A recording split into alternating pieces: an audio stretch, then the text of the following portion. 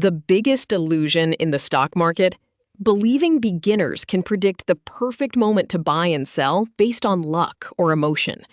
From the perspective of business psychology, the human mind falls under a dangerous bias called gambler's fallacy. This fallacy drives people to buy at the peak because of greed, or sell at the bottom because of intense panic. In this video, we will decode the psychological and neural science of how to control your thoughts and master your heartbeat.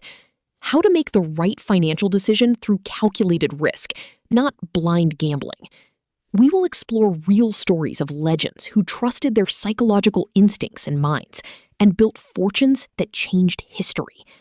The first psychological trap is buying during euphoria, when everyone else is celebrating record highs and fear of missing out takes over.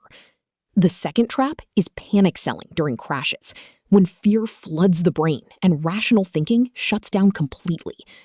Consumer neuroscience reveals that our brains are wired for survival, not wealth, reacting emotionally instead of strategically. The secret is training your mind to recognize these patterns, to pause when everyone rushes, and act when everyone freezes. By mastering your psychology, you transform from a reactive gambler into a strategic investor who controls the game. This is the difference between building wealth and losing it, between wisdom and impulse.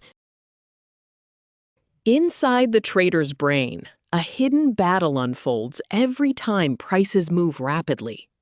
When markets crash, a tiny almond-shaped region called the amygdala suddenly activates. This ancient survival mechanism triggers your fight or flight response, the same instinct that once saved you from predators. But here's the critical problem. This activation shuts down your prefrontal cortex, the brain region responsible for logical thinking and sound decision-making. Without your logical brain in command, fear takes the wheel and drives you toward impulsive, destructive decisions. The wealthy understand this neural hijacking, so they apply a psychological strategy called cognitive reframing. They train their brains to see market crashes not as existential threats, but as clearance sales for buying assets at bargain prices. This mental reframing rewires the neural pathways, allowing the prefrontal cortex to stay online even during market volatility. While the masses panic and sell at the bottom, the trained brain sees the same data through a completely different lens. This emotional stability grants them the discipline to buy when everyone else is running for the exit. Fear control isn't about eliminating emotion. It's about rewiring how your brain interprets danger in the financial world. Master your amygdala, and you master the market. In 1939, as World War II erupted, a man made a decision that defied every instinct of fear. This is the story of John Templeton, the spiritual father of contrarian investing, and his legendary gamble in the heart of chaos. When war was declared, psychological terror swept through the stock market like wildfire. Stock prices collapsed as fear paralyzed every rational mind. The market was in freefall. But Templeton saw something no one else could see. He trusted his psychological analysis of the market completely. He decided to do the unthinkable, a move the world called insane. Templeton bought shares in every single American company trading below $1 per share. He even bought shares in companies on the brink of bankruptcy, companies everyone else had abandoned. From a psychological perspective, Templeton possessed what experts call high conviction, absolute certainty in his decision. He completely isolated himself from the collective energy of panic that consumed everyone else.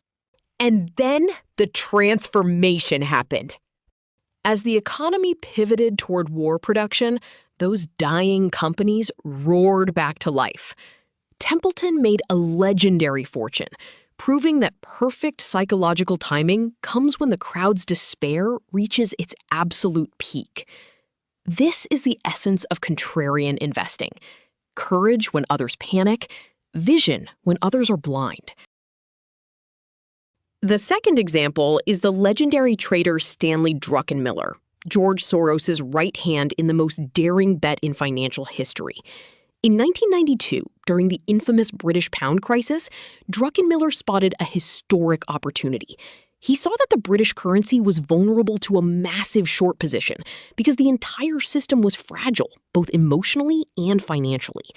When his boss Soros hesitated slightly, Druckenmiller delivered a line filled with psychological conviction. He said, "When you see an opportunity like this, you don't bet a normal amount. You must strike with all your force." Druckenmiller trusted his analysis and risked billions of dollars in a deadly precise timing. The bet was placed. Billions committed. The countdown to financial history began. The pressure mounted. The British pound began to crack. The Bank of England fought desperately to defend the currency. The result? The Bank of England collapsed. The pound crashed. Druckenmiller and Soros made over $1 billion in a single day. One day. This story is now taught in investment psychology courses as the ultimate case study of calculated courage built on facts, not illusions. The stock market doesn't reward the mathematically smartest. It rewards the emotionally steadiest when standing at the edge of financial disaster. Making the right decision to take a risk requires 3 psychological prerequisites. First, create a written plan for buying and selling before entering the market to disable emotional impulses. This blueprint acts as your emotional circuit breaker, separating logic from fear when the market turns against you. Second, practice loss acceptance as a cost of doing business to reduce pathological loss aversion bias. Every losing trade is tuition paid to the market, not a personal failure or a reason to abandon your system. Third, build psychological immunity against the noise of daily news headlines and market panic. The market is a psychological warfare zone, and most traders are defeated by their own emotional reactions, not by the numbers. Disciplined traders don't have superior intelligence. They have superior emotional regulation under extreme pressure. These 3 practices form the foundation of the disciplined trader blueprint, your armor against self-sabotage. The wealthy traders understand that success isn't about predicting the market. It's about controlling yourself within the market. Master your psychology, and you master your profits. Follow us for more.